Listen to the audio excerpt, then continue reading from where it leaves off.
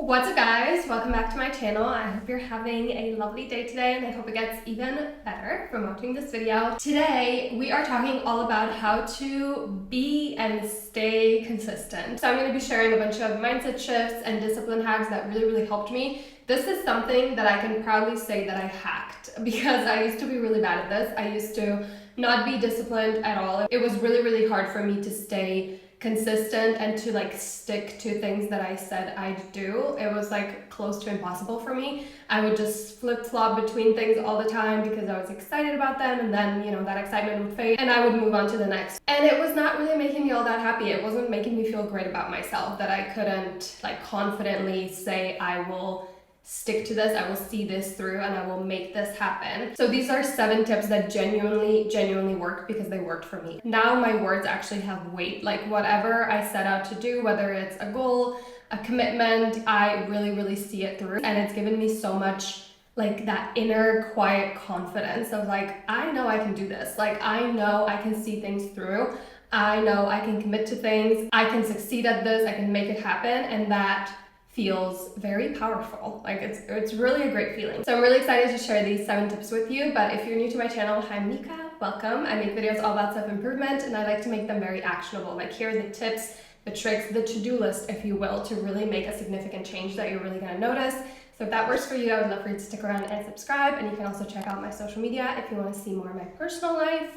And without further ado, let's get into it. Okay, we're gonna start with one that is very basic, but that genuinely made a massive difference for me. So the tip is to work with yourself instead of against yourself. Obviously, we're all different, so your productivity, your routines, your time management should be tailored to you and to how you work best. So what I would do is I would get a piece of paper and I would write the tasks that I usually need to do in a week. Everything from your usual work stuff, admin tasks, paying bills, issuing invoices, replying to emails, to errands you have to run, grocery stores, to doing workouts. That list of tasks should really be a good overview of your week. And then you're gonna rank them from 1 to 3. Number 1 is low focus. So something that doesn't take a lot of your mental energy. You don't really need to be at your best to do it. You don't need to be locked in. It's fairly easy for you to do.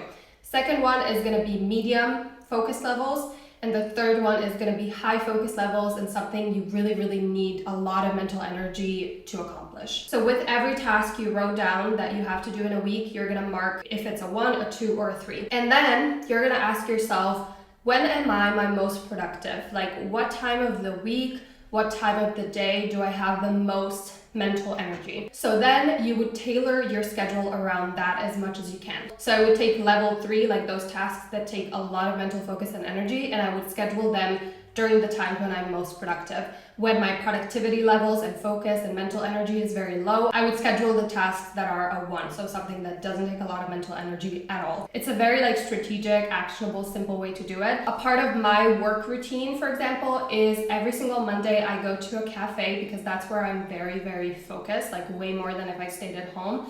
And I do my admin tasks and planning my content because those are the high focus tasks for me. It makes me so much more efficient and it's so much easier to stay consistent because you're working with yourself instead of against yourself. Next up, we're gonna optimize your workflow and how you plan and schedule your time. And this is all about you choosing a system that works for you, that comes naturally to you, that supports you. Your planning and time management should not add to your schedule. It should not be something that takes a lot of time. So obviously there are so many different methods. You can use Google Calendar, traditional calendar, you can use a simple to-do list in your notes app, a bullet journal, a second brain system. The options are literally endless. I tried literally everything, and until I found a second brain system like Notion, I was kind of a mess, honestly. The one thing I do outside of Notion is I've been really utilizing my iPad a lot more, especially when it comes to taking meeting notes, brainstorming, mapping out creative ideas. I really like to do it physically. I need to write it down. I don't like typing that. It just works for me way better. So that is just one example of how to optimize your workflow so it's really tailored to you. One of my favorite products that I've added to this physically mapping it out, brainstorming routine that has made it so much more efficient and enjoyable is Paperlike. They're actually sponsoring this video. If you don't know, Paperlike is the original paper feel screen protector. It basically transforms your iPad that into like a digital notebook. So when you're taking notes, planning, drawing, it actually feels like you're doing it on a piece of paper. I feel like this was literally the perfect solution for me because, as I've said, I like mapping things out and like brainstorming,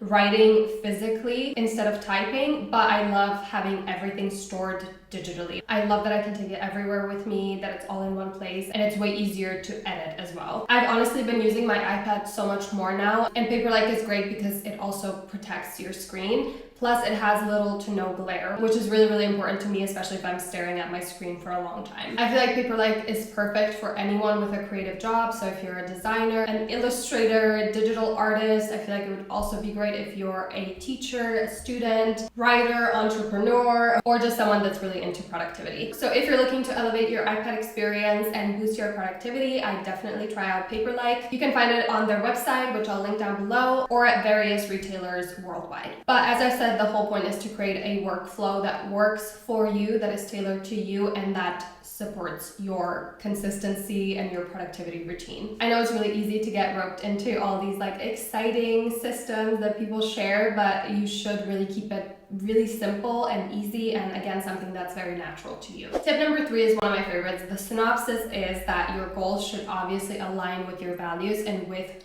what is deeply important to you, because otherwise it's going to be really, really hard to consistently work on it when things get really hard, when that excitement wanes and the day-to-day life sets in. I feel like just asking yourself, like, what are my values? Does this align with the goals that I'm setting? Like, that's kind of like hard for me. I don't know why. So a little hack is to ask yourself, when am I my favorite self? For me, I feel like I can be a bit too ambitious at times, and like my tendency is to put more and more on my plate. And then a lot of the times I would reach this goal and complete it, and I would be like, this doesn't really mean anything to me. And I feel like I do that because I enjoy like proving myself that I can do it. I'm very competitive, and it like feels good when you do something, but obviously you want to spend your time and energy in ways that are actually fulfilling and important to you. So when I ask myself, when am I my favorite self, my values, what is deeply important to me really shines through. So for example, when I imagine my favorite self, I'm very relaxed. I imagine like a sunny day, I'm spending time outside, I'm very active, I'm with the people I love, I'm positive and excited about life. And when I imagine work, I'm like creative and I'm doing something that I feel like is meaningful and is actually going to help someone. That is when I'm my favorite self. So again, ask yourself this question, and I feel like for me, I really sink into like the feelings of it more. I'm like, oh, my favorite self is like happy and she's relaxed and she's like wearing flowy clothing. It's like a summer day. Like, I really get like a vision of it. And then you can ask yourself, does this goal, whatever you're trying to achieve, does it align with my favorite self?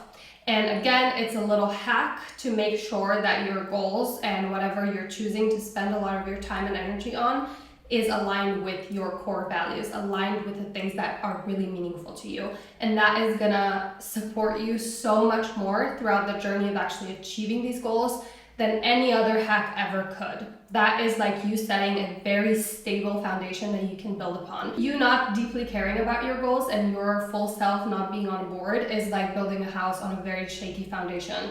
One thing goes a little bit wrong and the whole thing crumbles down. So ask yourself this question. I promise you, even in general, it's such like a nice question to ask yourself. You can even make like a vision board based on your favorite self. Next thing that you need to understand that I kind of talked about in the intro of this video is that being consistent and disciplined is an act of self-love and self-respect. It's you saying to yourself, I am important enough to do this for myself. I feel like this is so clear to us when it comes to our friendships and the people in our lives. Like if I have a friend, which I've had friends like this in the past, where like their word means absolutely nothing, I would start to feel like this friend doesn't see me as important at all. Like, and I cannot trust them, I cannot rely on them. I don't trust that they'd be there for me if I really needed them. And that's basically what you're doing to yourself. With you constantly going against your word, you're showing yourself that you cannot trust yourself, you cannot rely on yourself, and you really start to like lose a bit of that confidence in yourself.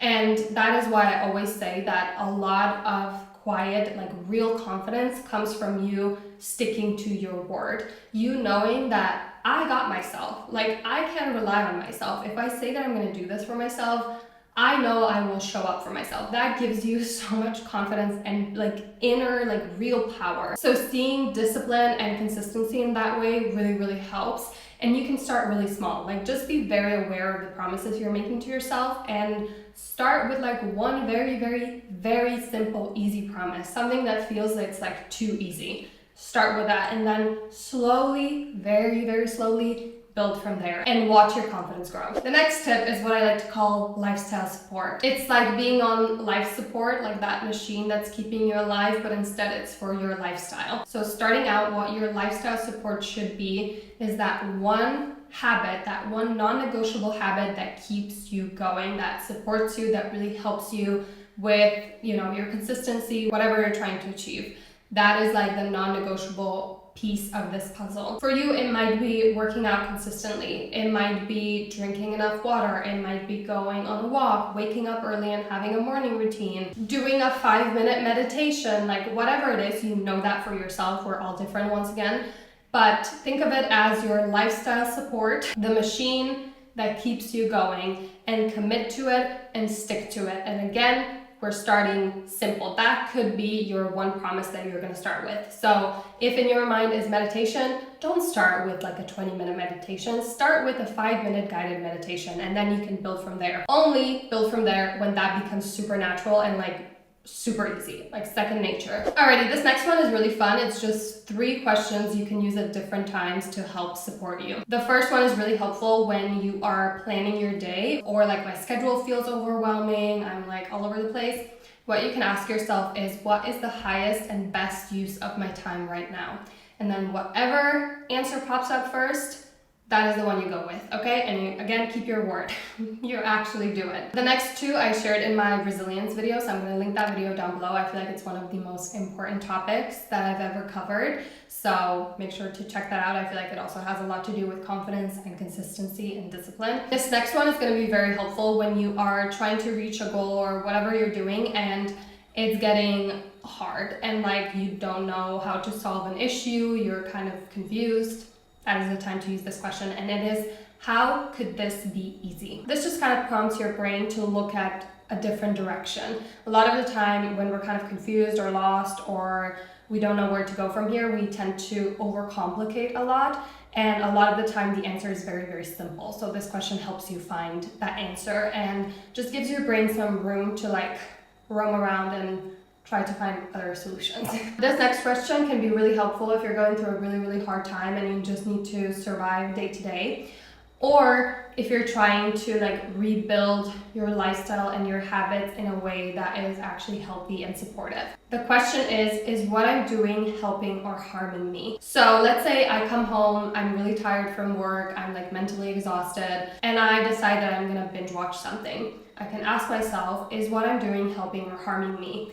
And some days it might be this is helping me. I need to shut my brain off and like binge something for an hour. And then some days the answer might be it's actually harming me. I feel like I need to go out for a walk and like breathe some fresh air, move a little bit to reset. This question can really become a really great habit. Like the more you use it and you just ask yourself consistently, the more it will then just naturally pop up, especially when you're doing something that's not actually good for you. But it like helps you to be more intentional about your relationship with yourself, the way you spend your time and where you choose to put your time and energy into. You're gonna learn to persist despite the resistance. And this is honestly a skill that takes some time to develop, but it's so important and so helpful. So someone who isn't very disciplined, isn't very good at discipline, misinterprets the meaning of the resistance they're feeling. So let's say you want to become a runner, you want to start running consistently. The first few times, not an issue at all. You're so excited, you've watched all these TikToks of girlies running and you're gonna become one of them. So you're so happy about this. And then, reality sets in and it becomes hard. So you're sitting on the couch, you scheduled a run for today, and you're over there thinking about, oh my God, this is gonna be so hard. People are gonna be looking at me. The first half of the run at least is gonna be miserable. It's gonna be so difficult, and I just don't wanna do it. In that moment, you've interpreted that resistance as you not wanting to do it anymore. Like it's not worth the effort, it's too difficult, I am not doing it. And that is kind of a habit for people who are not very good at discipline. And I know this because I used to be that person. As soon as it got a little bit difficult, I started feeling that resistance. It was like, I guess this is not meant for me. This is too difficult, it's too challenging. No, I'm done. Every single thing you start with is going to be difficult, it's going to be challenging, miserable at times. You are going to run into this resistance, and it is up to you how you choose to interpret it. You see these feelings of like, oh, I'm uncomfortable, this is hard, as like a white flag of like, I'm giving up. This just means I should give up. And you're not gonna get over yourself and get over those hurdles to then actually enjoy this new thing in your life if you give up every single time those feelings come up. See your emotions as a compass that is just showing you this is north. It's not telling you where to go or what to choose. It's just saying north is over there, girly. So when you are, trying to go on this run and it's really difficult, your compass is being like, this is hard, I'm feeling uncomfortable, I feel like this is gonna be really difficult. That's all it is. It doesn't mean you should then give up. You choose what that means. Is the discomfort you feel sometimes worth you giving up on yourself and you giving up on the life you want to live? That is up to you. If the question is yes, then you do your girly pop. But if the answer is no, then you need to change the meaning of you experiencing these emotions. And again, see them as, this is pointing north. It's telling me this is difficult right now because it's new and it was inevitable. Every single thing that I would want to do for the first time, like learn something new, start working out, learn a language, learn to cook, learn to bake, put myself out there, go on my first date, start this new university, like every single one of those things is going to be challenging. It's going to be difficult. You are going to meet that resistance. That is inevitable. See it as inevitable when you're starting a new goal or you're committing to something. So you can literally acknowledge it. This is the compass pointing north. I see it. I get it. I'm gonna go on this run regardless because the outcome that I'm after is way more important to me than the discomfort I'm feeling right now that is probably gonna go away after a few minutes of me running or after I come home from my run. I'm probably gonna feel a lot better. Change the meaning of the resistance. It is going to change your life, I promise you. And it is not easy. Like, I'm not over here saying this is simple and easy. It's not. It requires mental strength, and you develop that mental strength by practicing this over and over and over again and showing yourself that when I feel uncomfortable and I still decide to do it, I feel better afterward. And the more you do it, the more you get proof of that, and it becomes way easier. And now, like, let's say with Pilates, I have a reformer Pilates class I go to at least twice a week, and I still have moments where I wake up and I'm like, oh, I really don't want to go today. But I know for a fact that I will enjoy the class and that I will feel much better afterwards. So those little comments are so far in the background because of that proof. Change the meaning of the resistance and watch your whole life change. I promise you. Alrighty guys, that is it for this video. I really hope you enjoyed it and found it helpful. Let me know if you want more videos like this, any kind of topics you want me to cover. If you enjoyed this one, I would love for you to subscribe and stick around. Again, check out my social media if you want to see more of my personal life. And thank you guys so much for watching, and I'm gonna see you very soon.